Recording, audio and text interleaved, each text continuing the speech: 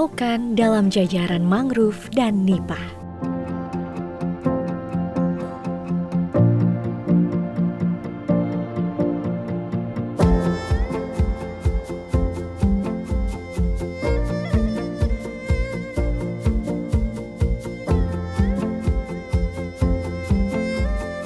Menyelami gua bawah laut.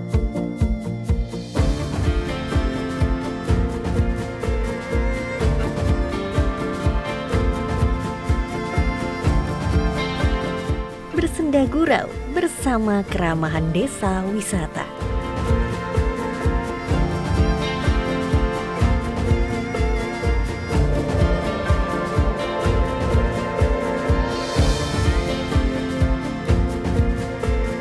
Bersama Minanti Rohanta, inilah Buton.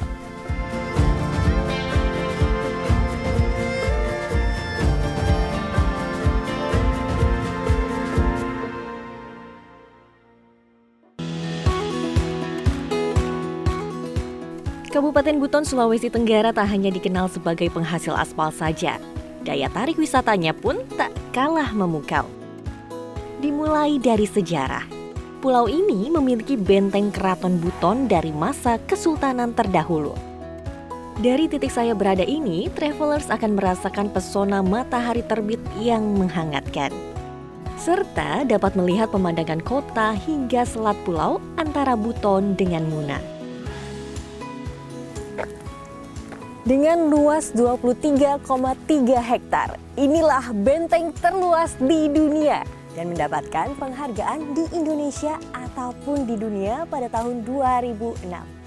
Benteng ini terbuat dari batu kapur loh, travelers. Berada di kota Bau-Bau, benteng ini memiliki tinggi 2 hingga 8 meter dengan 12 pintu gerbang dan 16 emplasemen meriam. Tak jauh dari gerbang utama, saya bertemu dengan pemandu wisata untuk mengetahui sejarah lebih dalam lagi. Halo Mbak. Halo Ibu. Oh, dari mana ini? Saya dari Jakarta. Ini lagi lihat-lihat benteng keraton ini. Oh iya, kami sini kalau belum pernah pegang satu situs namanya Batu Wolio, dia belum dianggap sah sampai Tanah Buton. Oh, berarti saya harus pegang dulu. Iya dong. Oke, di mana lokasinya Ibu? Boleh di sebelah sana. atasnya. Kita jalan ke depan ya. Boleh. Oke.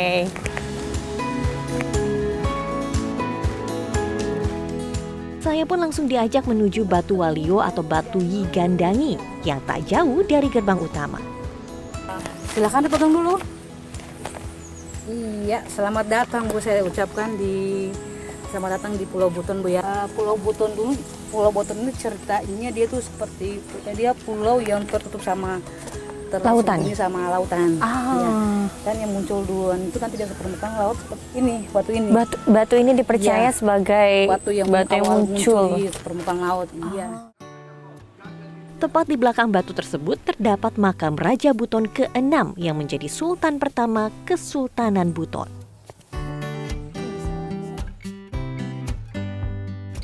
Berarti sebenarnya sosok Sultan Murhum ini dikenal karena apa? Perannya sebagai apa gitu? Apakah ada kebijakan yang dibuat sehingga menjadi sosok yang dikenal gitu dari berbagai daerah di Sulawesi Tenggara ini? Iya, karena beliau berjasa. Pertama jasa dalam penyebaran Islam tadi.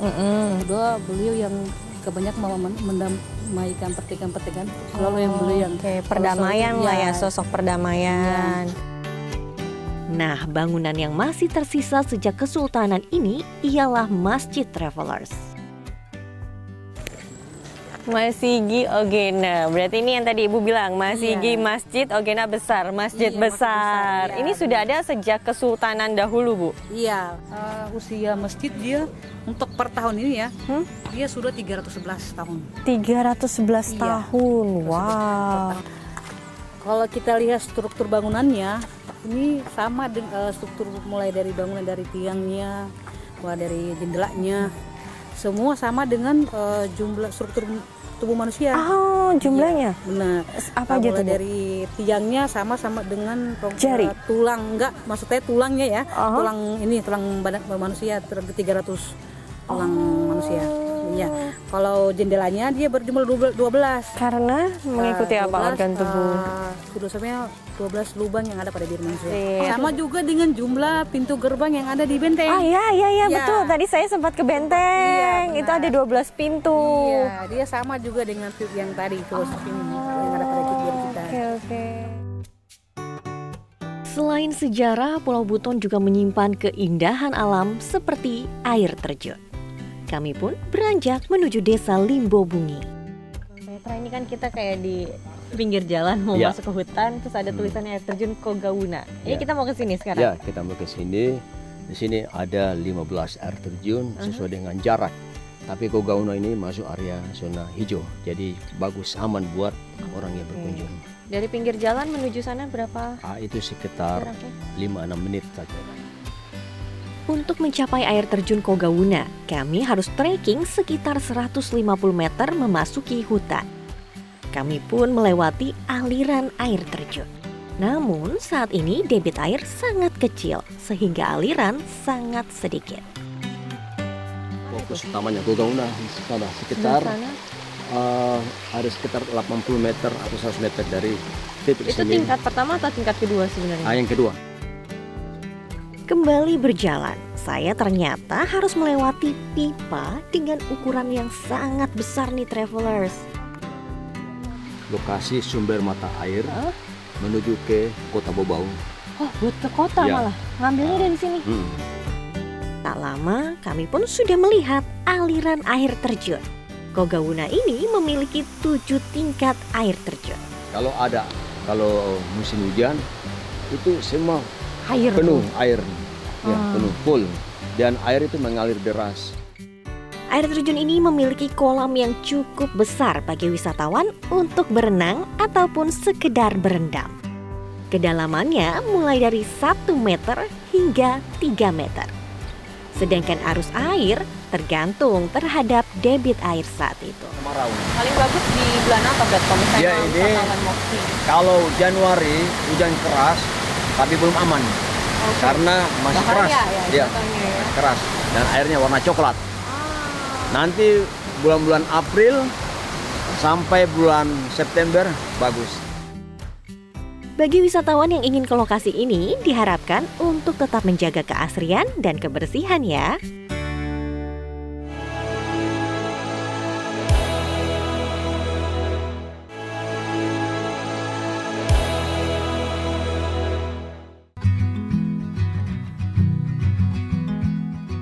Desa Waswemba di Kabupaten Buton, Sulawesi Tenggara memiliki potensi wisata yang berbeda. Desa wisata ini memiliki pantai pasir putih, perkebunan kelapa, dan keramahan warga. Salah satu wisata yang unik ialah akuarium alami, atau warga lokal menyebutnya dengan Ee Tobungku. Lokasinya berada di jembatan lingkar pinggir pantai Lohanduru. Pohon mangrove pun berada di tengah-tengah jembatan, menambah kesan kesejukan. Wah, jadi inilah akuarium terbuka yang ada di Desa Waswemba, Kabupaten Buton. Tapi saat ini airnya sedang surut. Terlihat dari karang laut atau kars yang tinggi, runcing, terlihat tajam juga. Kalau misalnya airnya pasang, pasti persis banget kali ya, kayak akuarium. Tadi pun aku sempat lihat kayak ada penyu. Bener gak ya? Berarti banyak dong biota lautnya di sini.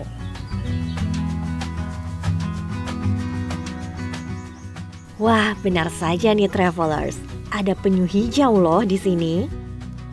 Selain itu, di akuarium alami ini juga terdapat ikan purba yang sudah terus-menerus berkembang biak selama ratusan tahun. Warga lokal mengkeramatkan ikan tersebut agar tidak ditangkap dan tidak dikonsumsi. Dari akuarium alami ini, saya pun melanjutkan perjalanan ke perumahan warga. Saya melihat sekumpulan warga sedang memasak nih di depan rumah. Cabe.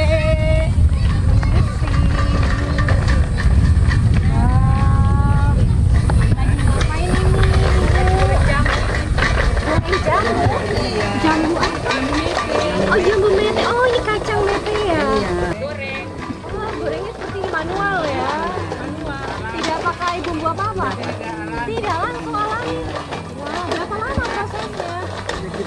15 sampai 20 menit. Tergantung apa api kah? Kalau apinya bagus apinya lebih bagus. Apinya langsung dari batok kelapa lagi ya? Iya. Dibakar. Agak keras ini. Tidak biasa. Iya. Ini. Itu yang Saya coba ya. iya. Enak banget. Wah, ini fresh banget ya, fresh from the oven kalau kita bilang. Enak banget, enak banget. Gurih ya rasanya. Padahal tidak ada campuran apa-apa ya.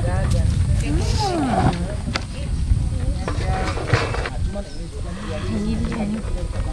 Saya coba ya Ibu ya. Beda sama ya kalau beli di toko. Asli. Gurihnya ada apa? Ini bener manual ya pembuatannya, jadi fresh from the oven. Ada sekali.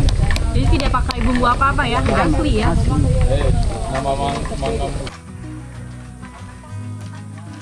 Kabupaten Buton merupakan salah satu daerah penghasil kacang mete di Indonesia.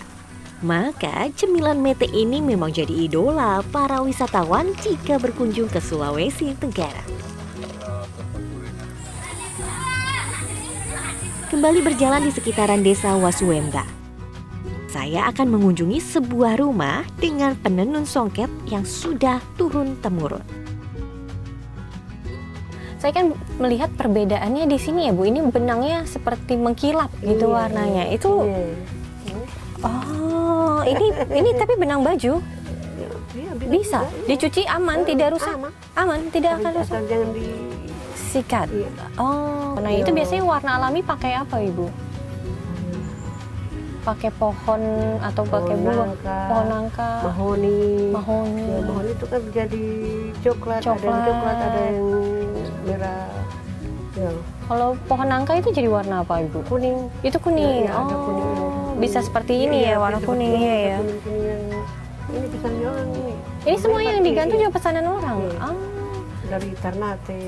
Oh, dari Ternate. Dari mana saja Bu? Kalau luar Sulawesi selain Ternate? Ternate, di Ambon, Kendari. Dari banyak berarti ya, tidak hanya dari Buton, dari bau-bau saja. Ibu Waosi membutuhkan waktu 4-6 hari untuk menenun kain dengan panjang 4 meter. Semuanya tergantung pada motif. Motif kain kotak-kotak biasanya diperuntukkan bagi pria, sedangkan bergaris panjang untuk wanita. Sore hari, Desa Wasuwemba membagikan suasana kekeluargaan. Banyak ruang terbuka bagi warga untuk bersenda gurau. Anak-anak pun dapat tertawa, berbagi keceriaan dengan bermain bersama secara bebas. Wah, ada anak-anak yang lagi main permainan tradisional. Seru banget, aku mau coba samperin mereka. Hai adik-adik semuanya. Wah, lagi pada main apa di sini? Bakiak sama enggrang ya? Iya. Wah, kalian gak ikut main? Atau kalian main yang lain? AC namanya? Iya. Oke, nanti kalian main di sini juga. Aku boleh ikut bareng kalian nanti?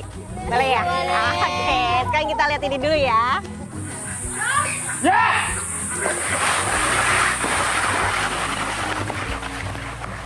Permainan tradisional ini banyak manfaatnya loh travelers, seperti bakiak yang melatih kekompakan, keseimbangan, kerjasama, dan kelincahan. Sedangkan egrang melatih motorik agar menyeimbangkan tubuh dengan fokus. Sedangkan bagi kami anak-anak perempuan akan bermain galasin. Ada 2 tim dalam permainan ini, yaitu penjaga dan penyerang. Anak-anak akan dilatih strategi, kecepatan, kekompakan, konsentrasi, serta kepemimpinan. Itulah potret desa wisata Wasuwemba yang membagikan keramahan dari orang tua hingga anak-anak.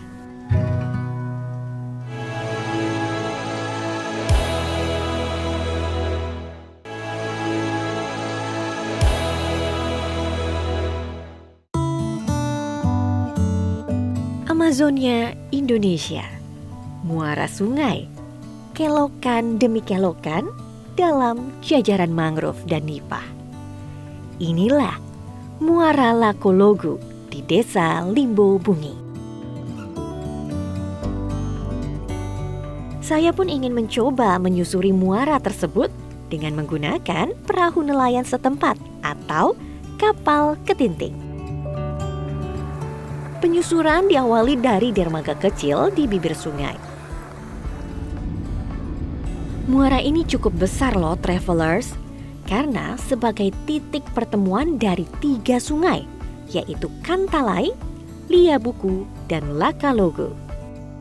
Selama penyusuran, saya berada di tengah-tengah rindangnya mangrove dan nipah yang luasnya sekitar 55.000 hektar.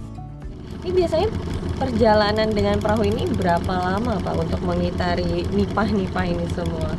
Kurang lebih 1 jam lah Mbak. Dari 1 jam? Iya, dari ini tadi tuh, dari tempat naik pertama tadi itu. Dermaganya ya Pak. Kalau di zaman dulu ini Mbak, kayak gini ini luas, karena kan dulu kan ini kan sumber pencahariannya juga orang-orang dulu.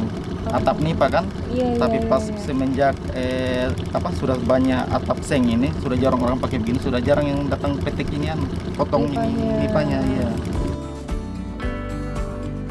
Travelers juga dapat bertemu beberapa satwa liar loh di sini. Contohnya seperti burung, dan terkadang bisa juga melihat buaya yang sedang berjemur. Namun kali ini saya tidak dapat melihatnya nih travelers. Tak hanya itu saja, travelers pun dapat bertemu dengan warga setempat yang mencari kepiting di balik tanaman mangrove dan nipah. Pulau Buton menjadi surga bagi penyelam gua bawah laut. Bisa dibilang, di Butonlah satu-satunya titik lokasi gua penyelaman di Indonesia dengan jumlah yang banyak. Dari hasil pemetaan penyelaman gua yang tergabung dalam Rock and Roll Divers Buton, komunitas ini telah menyelam di 40 titik. Saya pun ingin mencoba pengalaman baru tersebut. Bersama Bang Sudiar, saya diajak ke Gua Moko. Gua Moko tipikal guanya ini dia patahan. Di patahan. Dia ada rekahan batu yang awalnya dulu ada di dalam tanah, belum runtuh. Lama kelamaan ada sesuatu itu mungkin gempa atau apa runtuh. Untuk di cave diving itu sih sebenarnya ada beberapa level, ada beberapa tingkatan-tingkatan. Nah, level paling bawah itu paling awal itu adalah level penyelam gua di mana masih ada cahaya matahari masih nampak kita bisa lihat ya. Nah, untuk equipmentnya di cavern area atau penyelam di level awal itu bisa pakai backmount. Di gua kalau kita diving sih ya minimal harus pakai helm atau pakai hoodie untuk mengamankan kepala. Senter itu kita gunakan hanya untuk melihat sesuatu atau senter ini menjadi alat komunikasi kita. Akses ke Gua Moko ini cukup dengan berjalan kaki saja. Mulut goa pun sudah terlihat. Persiapan kami lakukan di dalam air yang dangkal.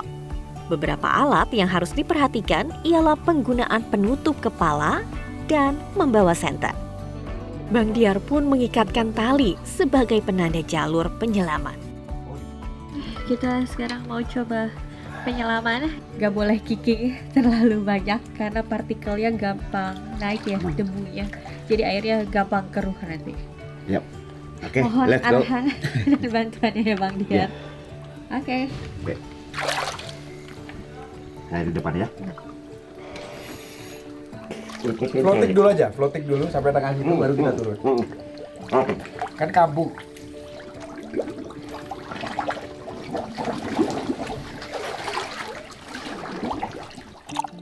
Penyelaman gua ini diperuntukkan bagi yang berpengalaman ya travelers. Karena lisensi saya hanya open water, saya hanya di mulut gua saja dengan pancaran cahaya matahari yang masih menembus permukaan air. Kedalaman mulut goa ini mulai dari 2 hingga 6 meter. Pemandangan yang berbeda memang saya temukan. Ruang terasa lebih sempit. Tak ada biota laut yang saya jumpai di mulut gua ini. Hanya dinding-dinding yang megah dengan bentuk stalaktit dan stalagmit. Jarak pandang yang terbatas dan gelap mengharuskan penyelam menggunakan senter.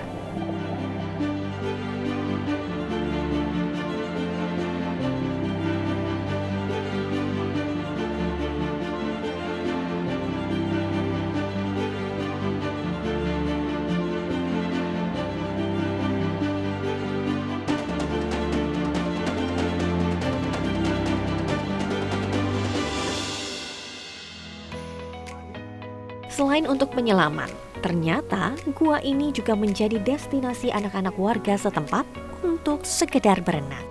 Air payau, tak ada arus. Anak-anak pun dapat bebas melompat ke mulut gua yang cukup dalam ini. Inilah keseruan yang ditawarkan di bumi Anoa. Tertarik untuk berwisata ke sini? Ayo Mi ke Sulawesi Tenggara.